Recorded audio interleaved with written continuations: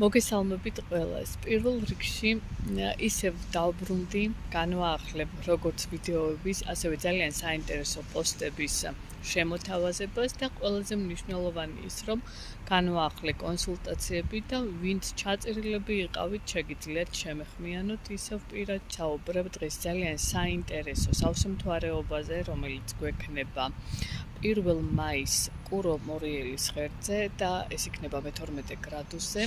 პიკი იქნება 21 საათსა და 22 წუთზე. მთვარე მოძრაობს მორიელის ზოდიაქოს ნიშანში.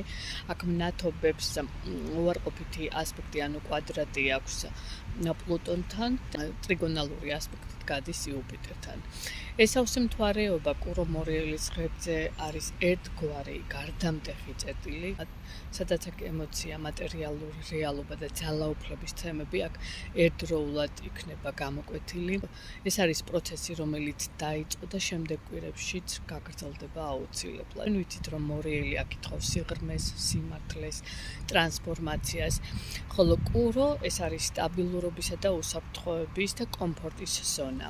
მოკლედ, პლუტონის კვადრატი ამ ყველაფერს აძლიერებს, რა თქმა უნდა, რაც ზედაპირულია იშლება, რაც რეალურია გადარჩება. მაგრამ აქ უკვე შეცვლილი ფორმით მოგვევლინება ეს ყველაფერი, ეს არის ფსიქოლოგიურად გასუფთავების პერიოდი და აუცილებლად უნდა მოვემზადოთ ამისთვის.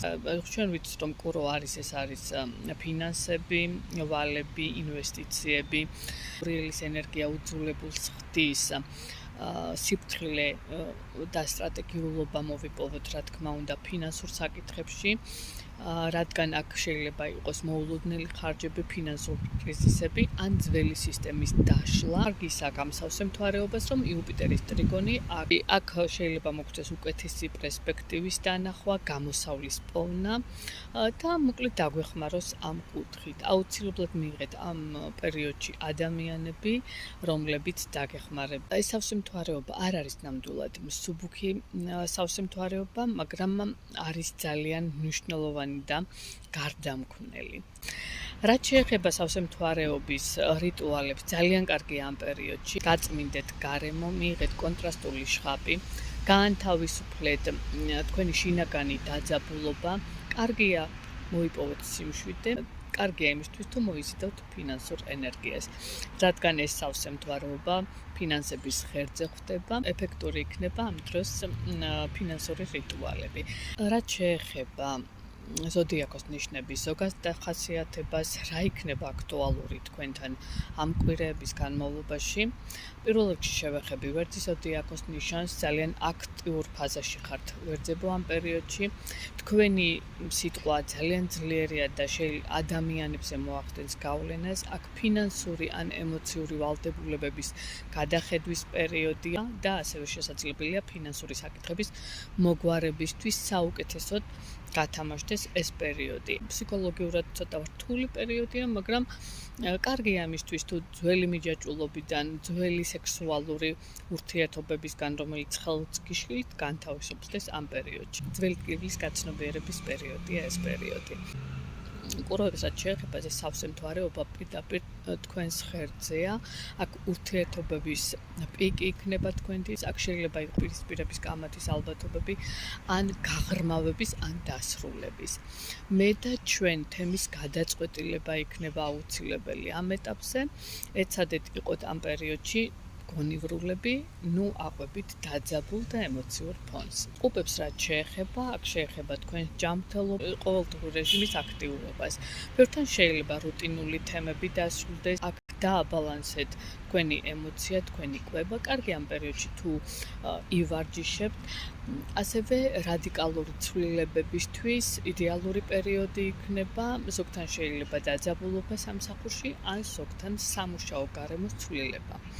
რაც შეეხება კიჩხიბის ზოდიაქოს ნიშანს, თქვენთან დადებითი ასპექტით გადის ეს სავსემთვარეობა. აქ ზოგთან გამოვლინდება სიყვარული, რომანტიკა, გააქტიურდება აქ გაურკვეველი საკითხების მოგვარება, ან რაღაცა თქვენ და სასიკეთოდ დასრულება. ასევე შეეხო შვილების თემას, კარგის კუთხით რაღაცების გადაწყვეტილება მოგიხდეთ, შემოქმედებითი გახსნა მოიტანოს ამ პერიოდმა ბევრთან, ან დრამები, რომლებიც რაც შეეხება თქვენთან კვადრატით გადის, ეს სავსე მთვარეობა და შეეხება თქვენს ოჯახს, თქვენს კარიერას, შეიძლება ემოციური ფონი იყოს აქ გაზრდილი. იყავით ძალიან ფრთხილად როგორც ოჯახის, ასევე სამსახურის თემებთან. აქ დაძაბულობას მოერდეთ აუცილებლად.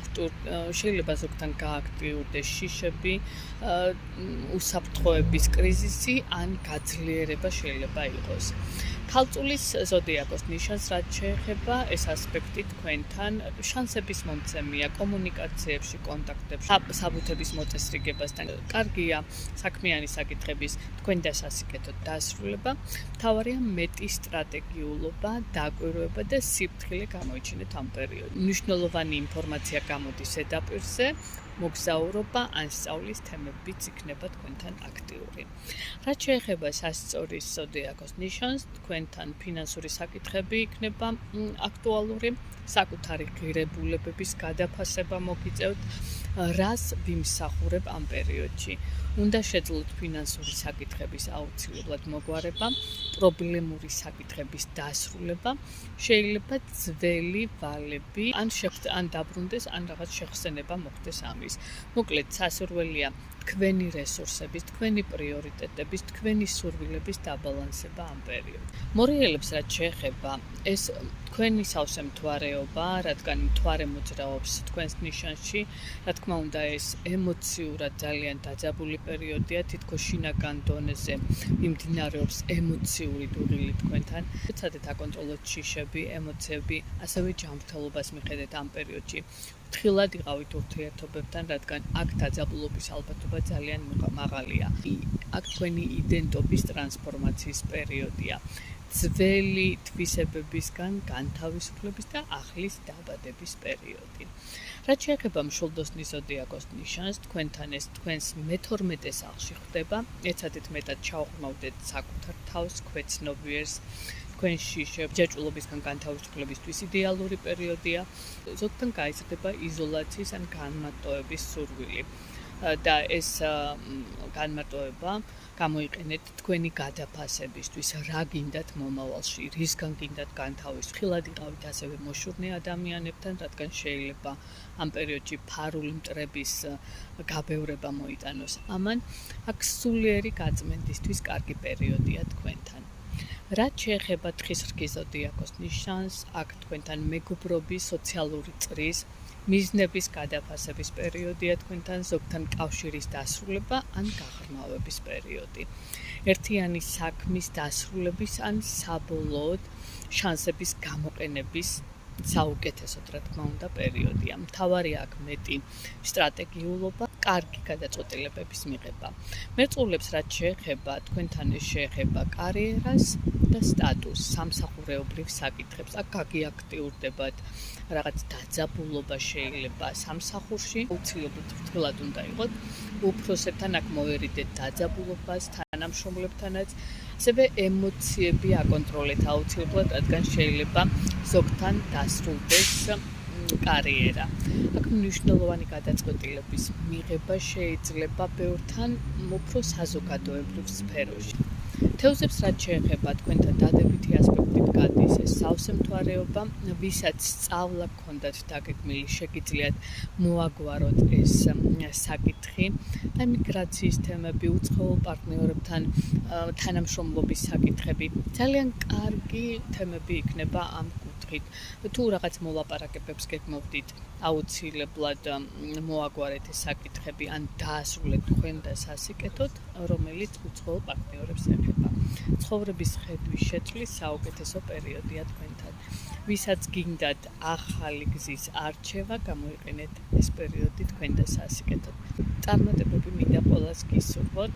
ვისაც გაინტერესებთ პირად კონსულტაცია ჩემთან, შეგიძლიათ მომწერეთ პირადში ან დამიკავშირდეთ მითითებულ ნომერს.